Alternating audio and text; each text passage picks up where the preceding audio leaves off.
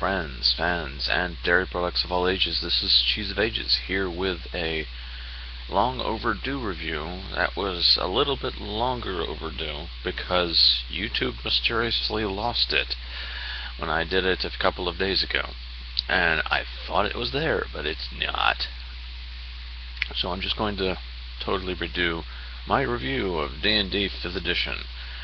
To recap something that was said in a previous video, I haven't been making videos for a while until the past couple of days because I lost internet for the better part of a year due to financial situations and stuff. But I've relocated, my situation has improved, and I have internet again. However, my room has a light right there that will destroy the lighting situation. I'll give you an example.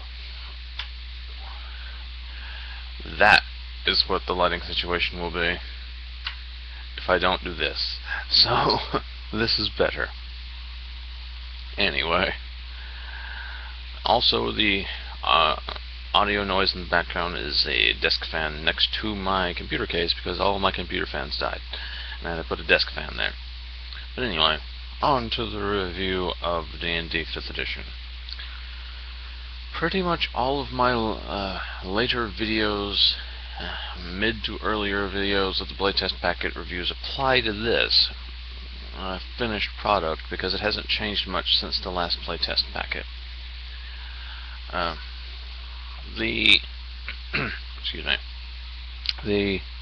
They did fix the overpowered as hell skill mastery, I think it is, or expertise, that's what it is. I was getting my terminology mixed up. They did fix the expertise thing that the rogue and the bard get to no longer be lore destructively overpowered nonsense that makes rogues and that makes the bard, when he gets it, 50 times better than a level 20 wizard in arcane lore. You actually have to expend something. You have to lose something to be good at that, because they give you a limited capacity of options. And also they did the nerf that I suggested to the thing and made it scale. It now doubles your expertise bonus. Your proficiency bonus. This is the exact nerf that I suggested. It is practically, instead of giving you the entire progression at once, it just gives you the entire progression over the span of the normal progression. It scales up to level 20 to where it currently, where it previously started at. It scales to by level 20. So now you are a good bit knowledgeable, but that combined with the fact that there's only a very limited number of slots when you initially get it, does put it where you have to actually deserve it. It's okay, previously you had 4 slots, or you could be have the tricksy rogue stuff and have 2 knowledges and be super powerful. Now you've got half that many slots. You have to be a slightly tricksy rogue and be knowledgeable, or be really knowledgeable, or be all tricksy. You can't be everything. Your field of knowledge is good, but you got to actually have a more focused area of expertise. You can't just be the all-knowing one just because you talk to a lot of people over hamburgers at McDonald's. And the bonus is much smaller at first. And plus they changed how the bardic knowledge works, so it's not okay, automatically you are vastly mathematically superior to everybody else at knowledge skills because you can't roll below 10, and most DCs aren't any higher than 12 or 15 to get basic knowledge about things. So they've adjusted that to an appropriate level. You do get more slots later, but that's much later in the level progression. It's fixed. And all in all, the mechanical system is very fluid and concise, and it's essentially just 3.5 trimmed down to a simplified system and without all of the other broken supplements into it. and with magic adjusted to be powerful, like really strong still, but the really big overpowered stuff like warping reality, you're usually only, for the majority of the game, gonna have like one shot of your big things. It's like, oh, early on it's like, oh, I have a fireball spell that's like really devastating and makes me output a lot more damage than everyone else in the team, but I only got one of them. And later, when you're like much higher level, it's like, oh, I can send out like 2 or 3 of these, and then like I can create a dim light plane once, or I can cast Wish once, and you never really get a huge number of the really big spells. It's not like D&D 3.5 where you like at level 20 you've got like 6 or more, like 9 of the level 9 spells, where you're like warping reality like it's easy as eating Doritos.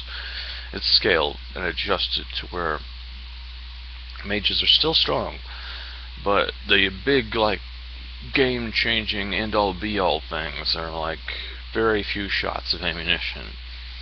I enjoy that. There are still a few slight times in level progressions where like a war cleric will be slightly better than a fighter in like damage output, but still, look, the fighter is the best fighter. He's a bit better fighter than like the paladin or the ranger. The barbarian's close to him, but still, a fighter is the best fighter, and it's good. I do also like that there's various subtypes of each class that more dramatically change how the class operates than like 4th edition subvariants did.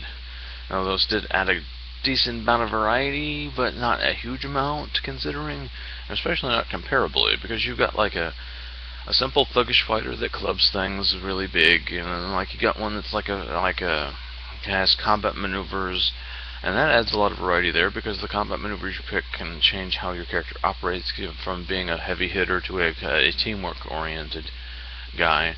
And then there's another variant that gives you some spellcasting ability, making you a hexblade-ish sort of thing. Some of the classes don't have as much variance in them as others, as like the Warlock, his pacts are his class subvariants, and basically all of them act generally the same, but veer towards slightly different skills. Like a Fey one is like more charismatic, and like demonic ones are like more hellfire-y. They're all generally warlocky. It's not a difference between like a thug, a seasoned like technique guy, and a spell sword. You know, it's not that much of a drastic difference as other kinds can tend to have. I do like the variation there, so it's nice. Overall, the system is quite polished, although they did not deliver on the plug-in modules to where it's, oh, this is a simple baseline system and you can plug variant rules into it. They didn't promise nearly, I mean, they promised much more than they actually delivered. There's no option to change things to where the powers and stuff work 4th edition style. And that's not where. It's just there's not a lot of diversity there. It's pretty much like the sidebar for variant rules that you have seen in every other edition. They included that a little more. They didn't deliver nearly as much on the modularity that they promised. Now, the system is a good baseline where you could develop modules or rules easily for, but they didn't deliver theirs as they promised they would. Even in the DMG, where they said they would be, there's not really that much depth in various rules. Also, I'm split in the middle of how feats are done. They're an optional rule. They're incredibly powerful, but you don't get nearly as many of them. In fact, you have to trade in your ability score advancements to get them. Some of them have slightly weaker ability score advancements inherent in the feat, so there's a balance there. However, some of the feats are like egregiously overpowered, and in some situations, some are overly texty and balanced more for like, oh, let's make it not work how it should, so this abusable thing can't happen, even though we could change it to this, which would work better and still prevent it. They were overly careful in some cases about being overpowered. And also some of the formatting I don't really care for. Like, there's a section in each class, like quick build. With the entire intent of the section is to quickly build a character of that class, yet it leaves out steps. I'm not even talking about pick your race and pick your name and stuff like that, even though they could just add a couple of sentences to direct people to different sections of the book easily. They leave out class features of the class. They don't direct you to a class feature. It's like, oh, go to this page and this section and read this. They don't direct you to that. They just say, if you point up a new player to that section and say that's what you need to make your character, and they just look in that section, they will miss things in almost every class. They will not have a class feature. The class feature isn't even mentioned. There will be an option that you have not learned what it does in every one of these, when they could have just easily added one sentence directing you to the section. It's like, okay, pick this, this, and this. Now you have this ability, refer to this page, this section. That's not a lot of exercising trees. Its entire purpose is to put that book in front of somebody, do that, to quick build your character, and it does not do that. It's bad. All in all, though, the system is quite enjoyable. It's a more polished version of 3.5, almost verbatim. There are things to like and dislike about the proficiency system, where you have a proficiency bonus, and everything you're proficient in, no matter what it is, follows that bonus. So there's no differing levels in proficiency, which I would enjoy having. Variant rules, please. And also, yeah, I do like it because it condenses a bunch of rules into one area, and you can build from that to make it more complex if you wanted to. I like that. It unifies everything. And also it fixes the issue with base attack bonus that 3rd edition and Pathfinder, basically the D20 pre-4th edition based systems had, where if you didn't have a full BAB progression and you multi-classed or took a prestige class, you were losing accuracy. And the rogue, by its entire function, was rendered counter lore, because it was supposed to be this super precise, I'm doing my job and doing my damage with precision damage. Yet he had the BAB of the 2nd most precise, because he wasn't supposed to be the guy that attacks with flurries of strikes. He wasn't supposed to attack with great speed. He was supposed to attack with great precision. Accuracy, however, is linked to number of attacks in the base attack bonus system, so the rogue had to be less precise. Not so in this edition, because base attack bonus isn't linked to attack speed. Your accuracy isn't linked to your attacking speed, so that's fixed. And multiclassing doesn't slow down your accuracy progression. It just slows down your gaining of class features, including spells. Unless you stick to a spellcasting class. But yeah, it's good. It's nice. I like that they fixed that. That was a big issue. And it was stupid that the rogue was the precise, not fast attacking person that was imprecise.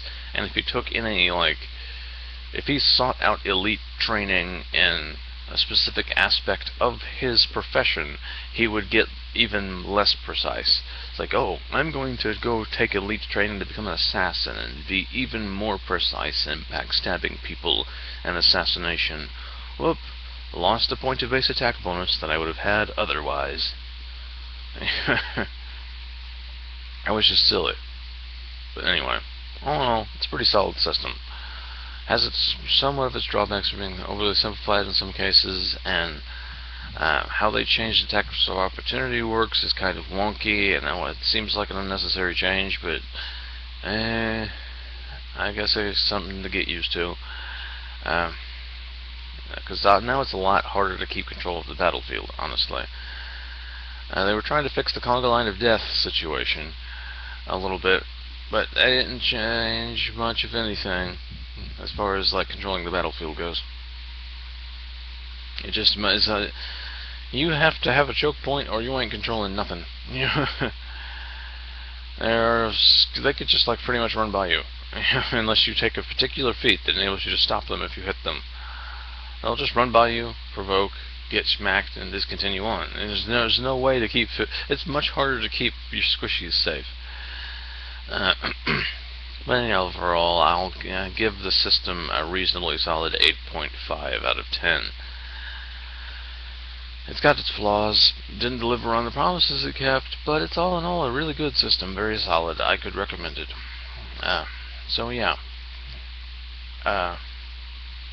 Anything else? Pretty much still applies for my placement test materials.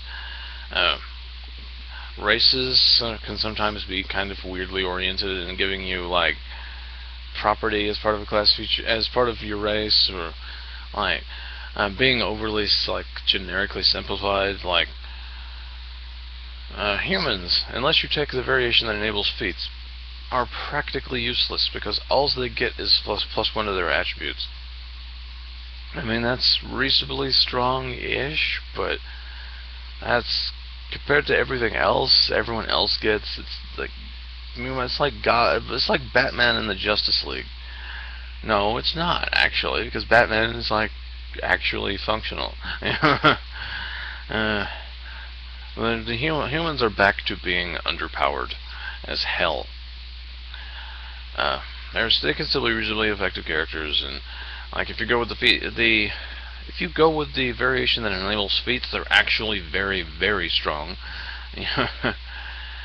Oh, and I do like feats that give like smaller class abilities, kind of like the multi-class feats in 4th edition. There is multi-classing of a conventional sort. There's both options. I really like that they followed through on that, because like if you start with a feat, like if you're human, you can flavor your class and story a lot with this. Like Human Paladin that has a feat that gives him arcane spells and picks warlock spells. Oh, he's the guardian of a cursed book, and the book will lash out with like eldritch fire and shit, and after enemies are defeated will actually eat their souls, and like the paladin is powerless to stop it because it's getting out of control and it's slowly taking him over. That's a lot of death just because you took a feat, you know. I mean, it's in the player's hands to like, why does you have warlock spells as paladin, or do you have ranger spells as a paladin? Or like the paladin could take the feat to get martial maneuvers from the fighter's path and take these more party supportive things and be like a commander sort of thing. But yeah, that's perfect good. I enjoy that. But yeah, it's all in all a pretty good system, and I could recommend it. It's not going to really replace any other systems I play in my mind, and I'm not really in any huge rush to like play primarily it. But it does do a good job. It's solid.